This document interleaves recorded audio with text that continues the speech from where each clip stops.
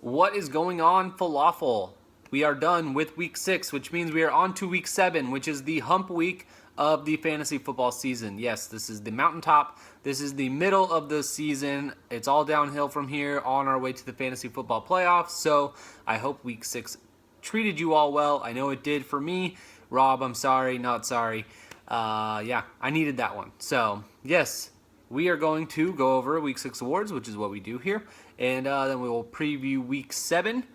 Trade deadline, I think, is a few weeks away. I believe it's set up right around Thanksgiving night. That week is the Thanksgiving week is usually when it's been in the past, so I believe that's when it is this year. I will confirm that and update that on this next video. So let's get into it with the Week 6 awards.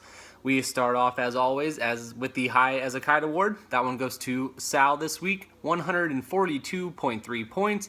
You had Cam Newton, Melvin Gordon, Larry Fitzgerald, and the Houston defense all with 20-plus points. You managed to put this score up even with having a 0 from Kobe Fleener. So congratulations to you, sir. That was a solid week for you. Sloppiest girl in the bar. This one is so fitting this week. This one goes to Brandon Beatapoo with 56 points. Will Fuller and Deshaun Jackson, the only 2 players that had over 6.8 points. You had 4 players on your team with less than 5 points. So, who let you in? This goes to the winner by the largest margin of victory. This one goes to Gigi this week, 39.9 point win. That one was over the hype. Former pod mates out. So, that was rough. Sorry, I'm sure that wasn't fun, but it happens. The baddest bench goes to Sal this week, 71.5 points on your bench. You had Carson Wentz, you had Marvin Jones, you had Marquise Lee. Your bench would have beat Brandon this week, so you can take some solace in that. Solid team up and down for Sal this season. Not supposed to be here today, the most unlikely winner of the week. That one goes to Zap, 0-5, beats 4-1 Brooksy.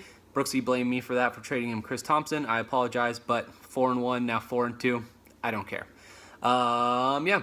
Tighter than a crab's vagina. That one goes to me this week, the winner of the closest matchup. I beat out Rob by 3.5 points. Narrow victory. No thank you to David Njoku, who gave me 1 point. So, yeah, that was the closest game. Then we've got the milk was a bad choice. The only winner of this week is Shy Ruxin. Rob, you should have started Jack Doyle over Ryan Griffin, or maybe Marquise Goodwin. If you would have got him in your lineup, you would have earned the victory. And the fucking Chuck Norris award this week goes to Corey with 119.8 points. You would have beaten everybody else if you were playing them. But you were playing Sal, who won the High as a Kite award. So that's not going to work.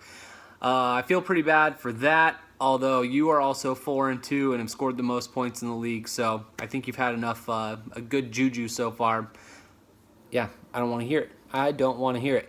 Week 7 matchups. Hump week, like I said. We still have an undefeated team here in Falafel, and that is 6-0 Gio going up against 4-1-1 Gigi. So that is our game of the week. We've got 4-2 L-Dog going up against 4-2 Brooksy. 5-1 Sal going up against 2-4 Wally Central. 3-3 The Hype versus 2-4 One Little Indian. 4-2 Corey versus 2-4 Shy Ruxin. 2-3-1 Eagles Nation versus 2-4 myself.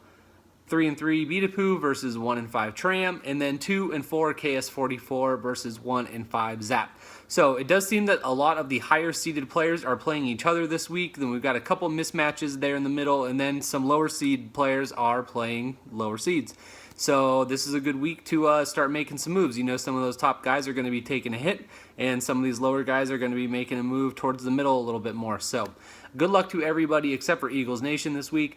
Yeah, I will talk to you after Week 7 to give you awards there and preview Week 8. I will talk to you then. Peace.